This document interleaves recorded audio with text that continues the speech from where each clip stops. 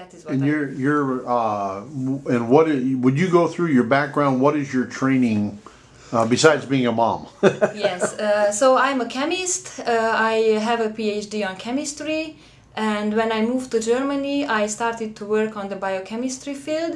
I'm studying proteins, bacterial proteins, which help bacteria to develop drug resistance, and I'm doing NMR spectroscopy, nuclear magnetic resonance spectroscopy. So I'm studying proteins with nuclear magnetic resonance spectroscopy. Nuclear magnetic resonance spectroscopy, it's a version of MRI, but MRI is done in human subjects, and nuclear magnetic resonance spectroscopy is done in samples, protein samples or other type of samples, but the background is the same.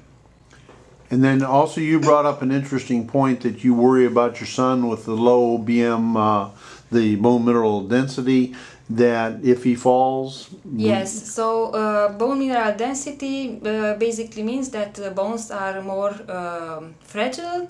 So if it falls very badly, it can happen that he breaks his legs, for example, and if he has to rest for a couple of weeks, then it often means that he can never walk again, because his muscles cannot regenerate.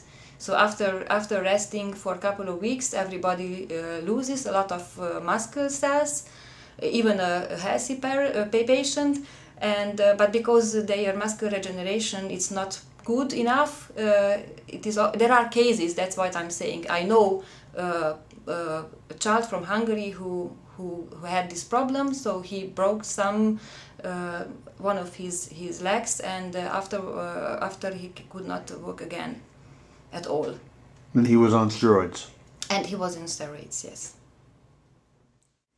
So I just would like to explain why we came here to try this treatment. It's not because we believe everything which other parents say that it's good. It's because I read a lot of articles, scientific articles about the disease.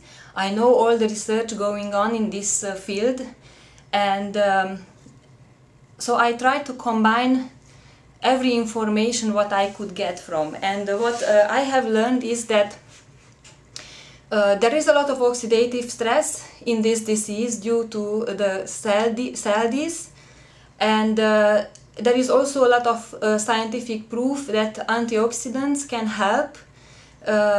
Okay, this all this research are in mouse models, but that is what we have until now. And this all proves that antioxidants can help. But and there is also a lot of information about the fact that when as the disease progresses, the blood circulation it's worse and worse. So combining all these things, I was thinking that anything which can help blood circulation can help getting rid of all these free radicals from the body.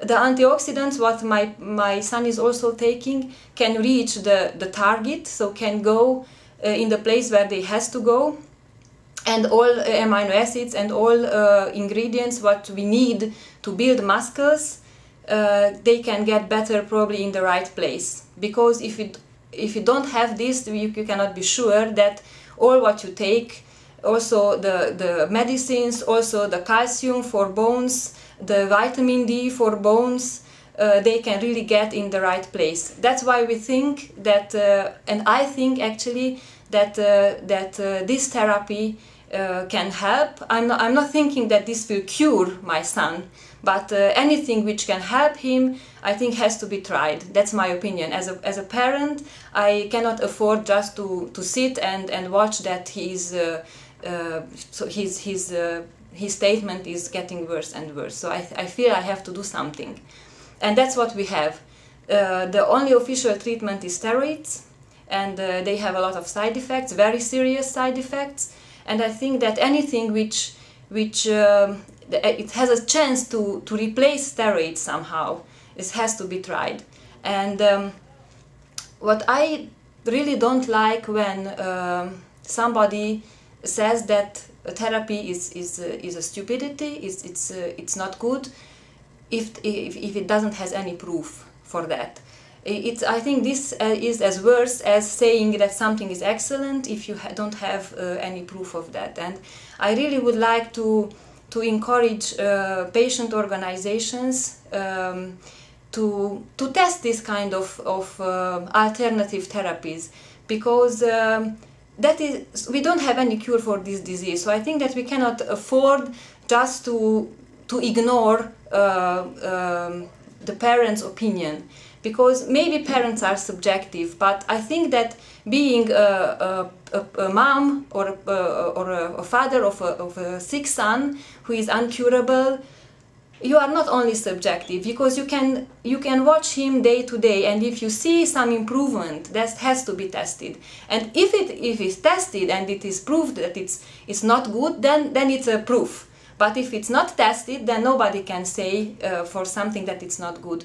And nobody can say that, oh, parents are always subjective. That is not true, I think. So I would like to encourage patient organizations to try to test, to find the money to test such kind of alternative therapies, which parents think that might be good, or parents observe some improvement in their sons when they have this kind of alternative therapies. And after these testings, I think that everybody can make an objective opinion about the therapy itself. And this may help also families to decide to try a therapy or not to try.